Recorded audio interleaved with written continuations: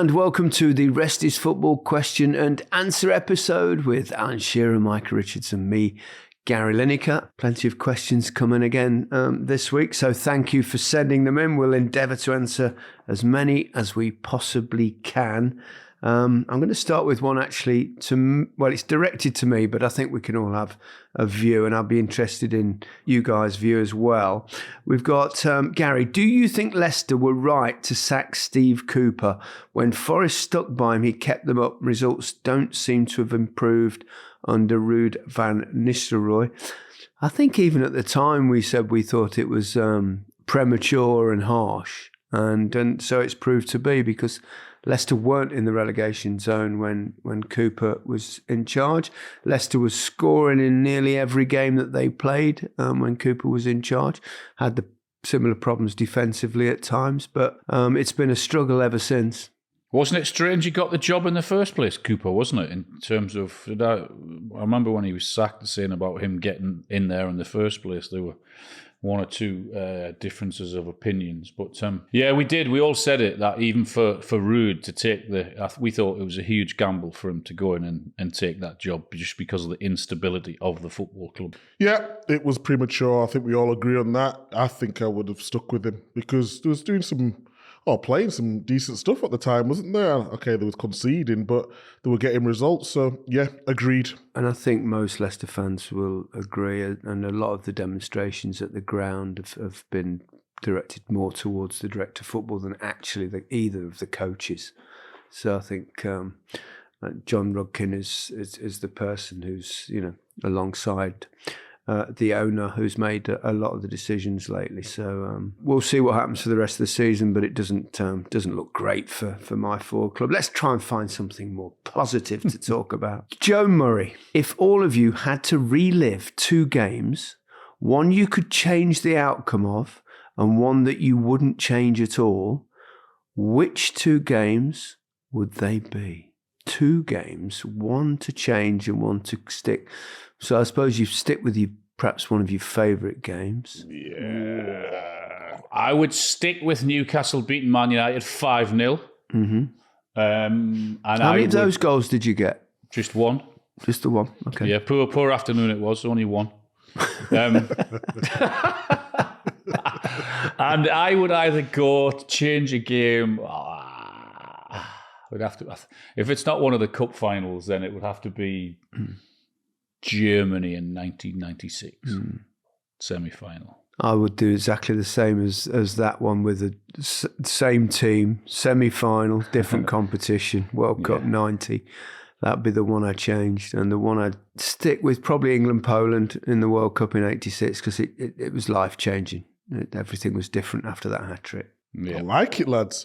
I would stick with the Aguero moment, even though I was on the bench and didn't get on. I just think the roller coaster of emotions on that day, up, down, everywhere. But to win a game like that and be part of that squad was something special. The change, I would go England, Croatia, when we needed to get a draw to go to the Euros, and it was all the Wally with the brolly and all that, and Steve McLaren was a very good coach, and just to have that attached to his name, and I think it was a little bit harsh at the time. So I could have gone to I never went to a international tournament with England. I got in at 18. I thought I was to play the World Cup or Euros, but it never happened. So I would change that game. Yeah. Actually takes us on to the next question, which is similar but slightly different, from Natalie Taylor. Matches can change in seconds and feel like a roller coaster. If you could relive one 15-minute chunk of any match you played, what would it be? From a Hartlepool fan. Similar to just what we've had, really. It is similar, but it's a 15-minminute chunk. And I think penalty shootouts probably last around 15 minutes. So I think I'm going to relive. Actually, no. No, this is relive one 15-minute chunk. It doesn't mean to say you can change it. So relive. That's what I mean. Just 15 minutes of a game. I'm going to go 6-1. 6-1. Yeah. at Old Trafford. Which 15 minutes? The last? I'm going to go the last, even after 90 minutes, the last 15 minutes where we was just milking the life out of it. I mean, we was going over to the fans, we was clapping. I got man of the match that day as well. It was like noisy neighbours. We've arrived. It was just to go there and win 6-1 on their patch. Yeah, it was, that was a great day. As we've just mentioned, Leicester, I managed to score, a 12-minute hat-trick, I think, or 13-minute hat-trick against Leicester. I would relive that. I might go the England quarter-final against Cameroon in Naples, and the 15-minute section, I think it was about that, between the two penalties that I took. I don't know why I want to relive that again because it's fairly harrowing. I was going to say. But the fact they both went in made it very, very special because we were 2-1 down with 8 minutes to go. And then early on in extra time, we went ahead. So probably that. Can I just ask you, now you're talking about that, remember you've talked recently or in the past about this Panenka you tried to do? And if you would have scored, you would have been the highest ever goal scorer for England. What was going through your delusional mind at the time? I was watching him in the stand. I was watching him in the stand, just thinking the same thing, Micah. What the flip are you playing at? Well, that's the thing about Panenka. If you don't get it quite right, you look a complete fool. No, but I understand. You're Gary Lineker. You're the man of football, the great Gary Lineker. But if you could beat a record, surely you just stick it home. I understand if you've got like 2 or 3, past the record already, but to try a Panenka Micah, to beat the record, it's just daft. And it was at Wembley, and it was only against Brazil. Right, let's okay, on a serious note now, I'll tell you why. A couple of reasons. Mainly because I thought it was a guarantee given that I'd score doing that, right? Because I'd seen this keeper, he dives out the way all the time, right? And I just thought to myself, God, if I just float it down the middle, I'm guaranteed to score. I'd scored quite a few penalties like that for Tottenham. I think I remember one against Crossley where I just floated it down the middle, little dink. And I thought that was the best chance of scoring. I thought down the middle's a guaranteed goal. And that's genuinely what I thought. I just hit it a little bit fat, like you'd duff a chip if you're playing golf. You hit it a bit fat. And it went so slow that the keeper had time to actually almost dive and then come back and pick it up. Did you, before the game, in your head, thinking, if I get a penalty today, I'm actually going to dink this? Or did you just make it up on when you put it on the spot thing? No, it's the I right knew thing before the game. I practiced the previous 2 games. I practiced Panenkas just on my own in a net for a while.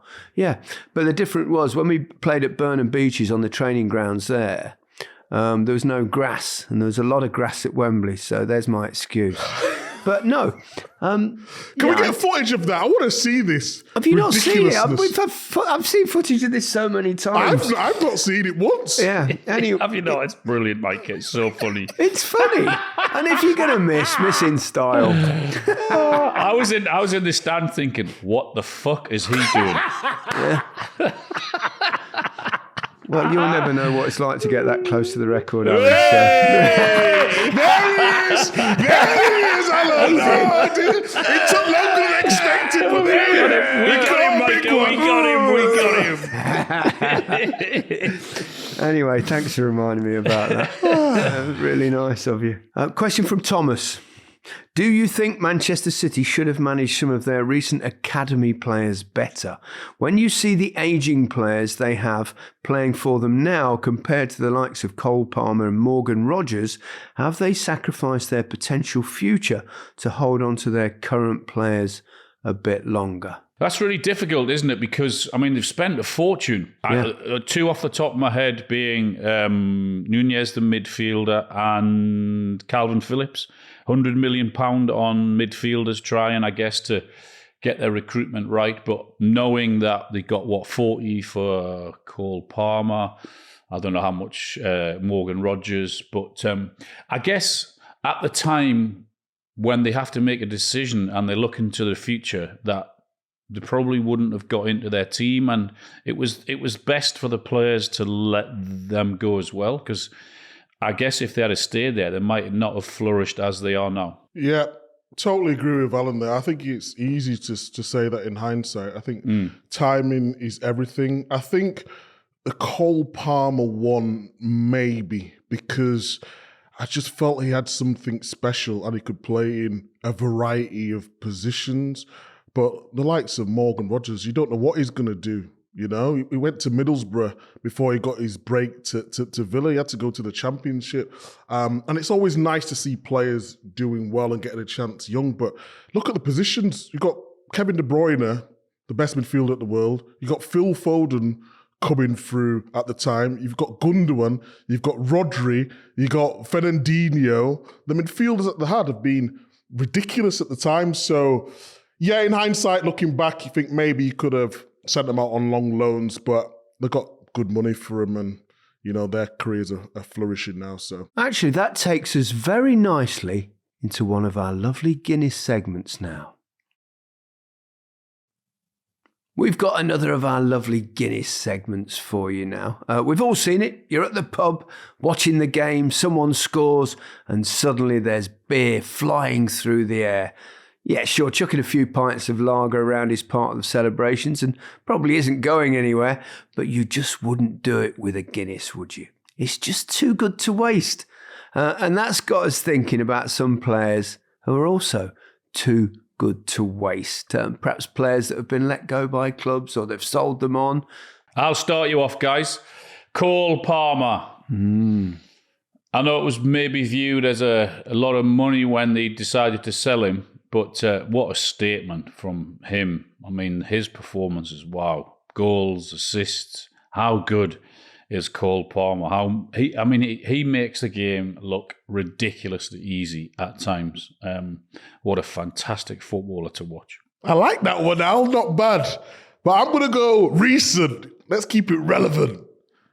Marcus Rashford, rotting away at Manchester United for a period of time, and then he's gone to Aston Villa, got 2 assists against Chelsea the other week. He looks like a new player.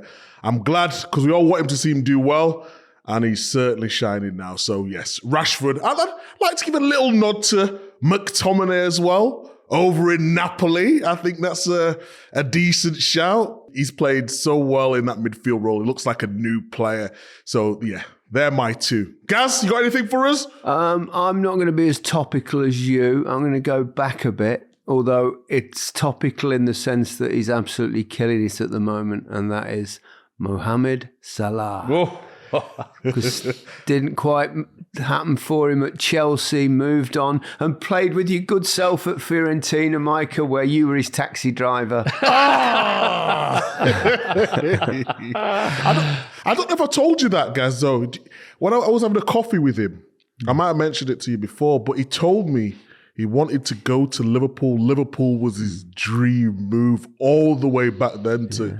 So to see what he's done for Liverpool now is just He does remember you playing with him then? Of course he does! Well, I went then to Anfield recently, I had a chat with Mo, didn't I? And he said, say hello to Micah. And I said to him, what, is this true about the taxi driver thing? He said, yeah. He said, yeah, we used to live next door and he used to drive me all the time to the training. Yeah.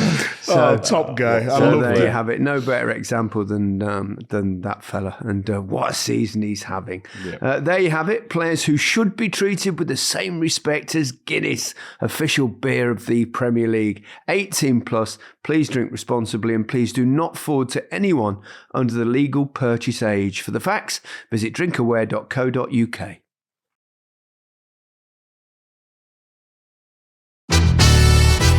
Micah, have a look at your WhatsApps, man. Oh, have you got it? Who's put it? I fluffed it, all right. All right, yeah. Fuck off, guys! Oh my God! Wait till you see this side angle. It's better. Neither of you have got the balls to take a penalty like that anyway, so... Wait, hold on. He says on the commentary, record nearly 20 years later. Gaz, What? you're better than this. Yeah. You are better than this. Let me see this side angle. Oh, you've shanked it. I didn't shank it. Shank it's when it goes to the right. I duffed it. I decelerated as you do with a sand wedge. You may have now worked out that we've come back from the break and the boys are actually watching videos of my Panenka. And How it's old were you amusing then, Gaz? Sorry? How old were you then with that penalty? 31. The Barnet's looking well, I know that much. The Barnet looks fantastic. That was the main thing, Micah, at that point, I thought. It's taken him nearly 50 years to get over it, Mike, and you're still going on about it. But the thing is, so the goalkeeper goes so early. If he would have just had a little bit of patience, you could have just rolled it to the other side, Gaz. Yeah, but I planned it. I planned it and then just didn't Execute it very well at all. Look at your face. I actually laughed. I thought it was quite funny. Anyway. Anyway. My word. Yeah. That evening, Micah, we were finding out, or the following morning. Is it the following? I think it was the following morning, actually, guys. We were finding out who was actually going to go to the Euros in Sweden. Graham Taylor was naming his squad some 10 hours after he missed that penalty. Wow.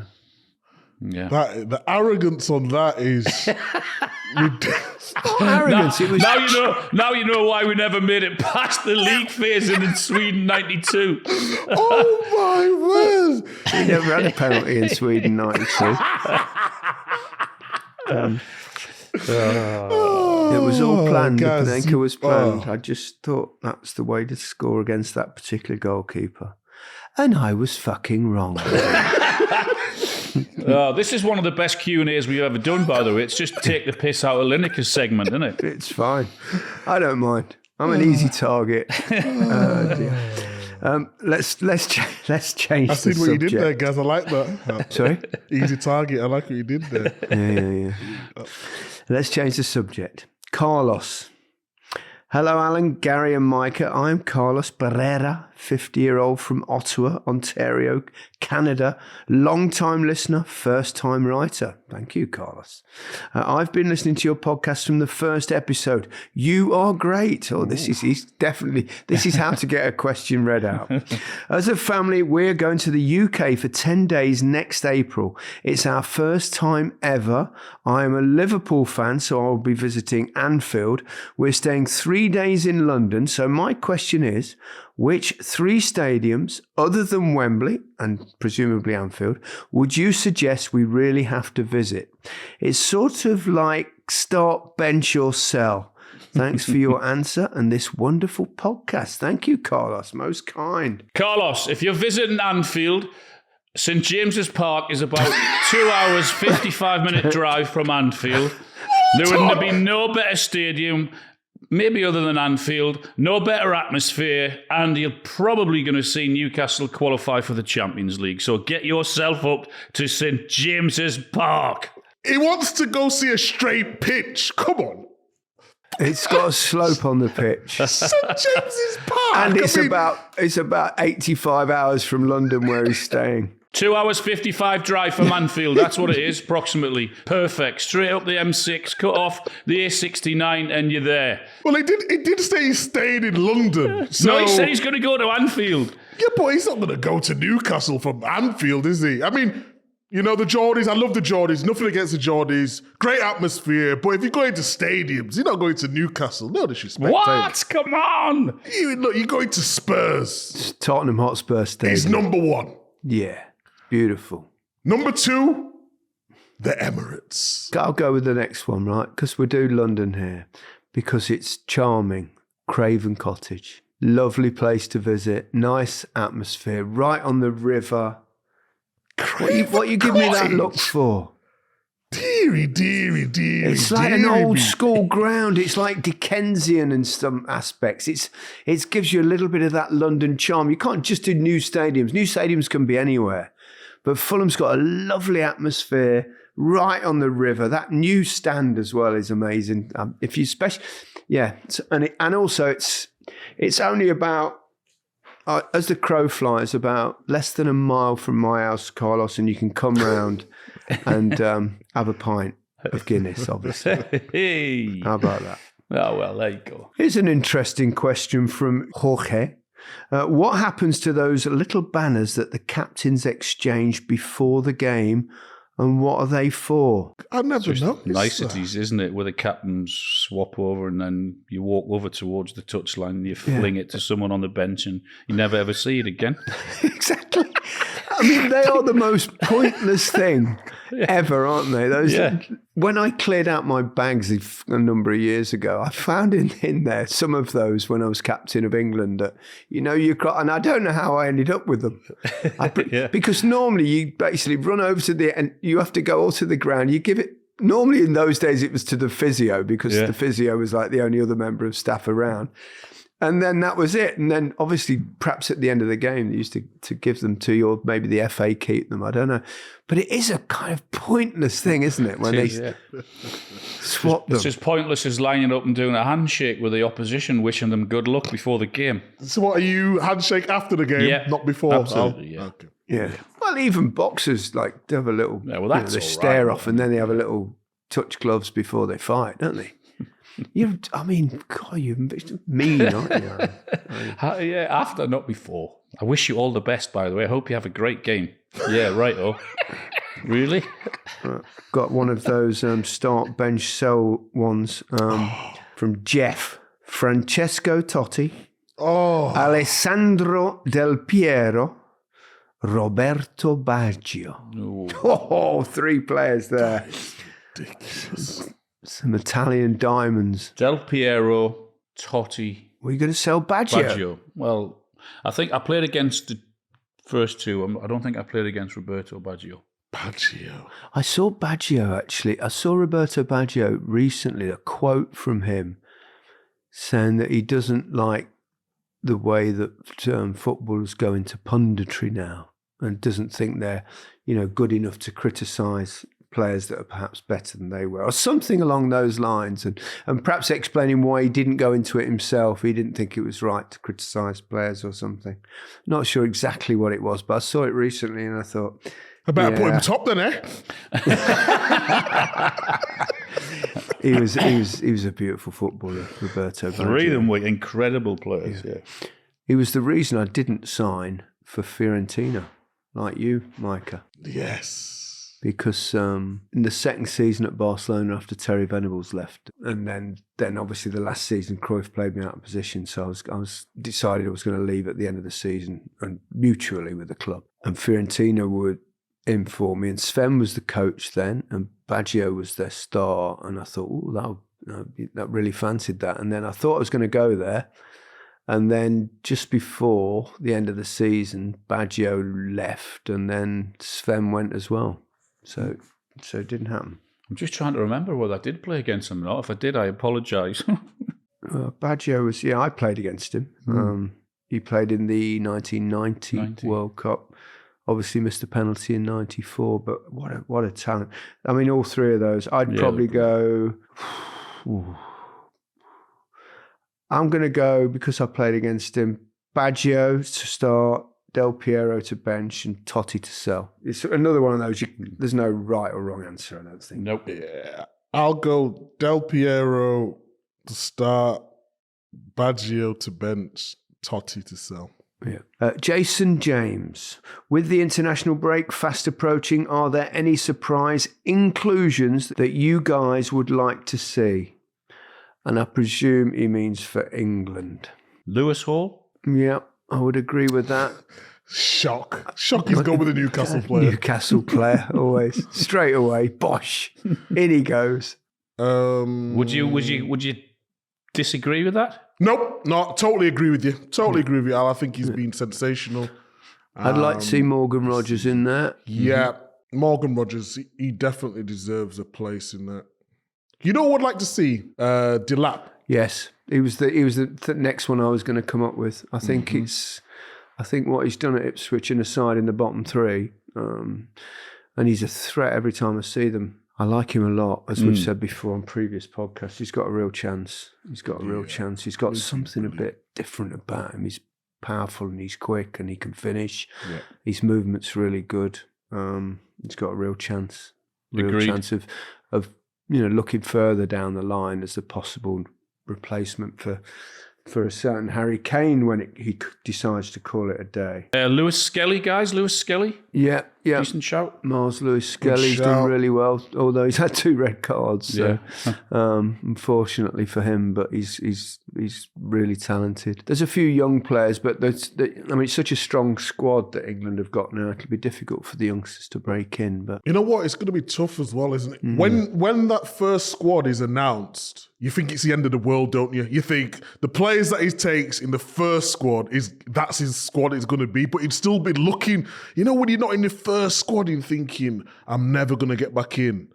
And it's just having that mindset to say, no, just keep going. It'll be particularly interesting, won't it? Because we've got no idea what Thomas Tuchel thinks. Correct. Anybody. I'm looking forward to seeing that first squad and also looking forward to seeing how he's going to play, what shape he's going to be, who he's going to favour in that starting lineup. And that's a good place to finish this particular episode of The Rest is Football. Thank you once again for your questions, and goodbye from me. Goodbye from me. Goodbye from me.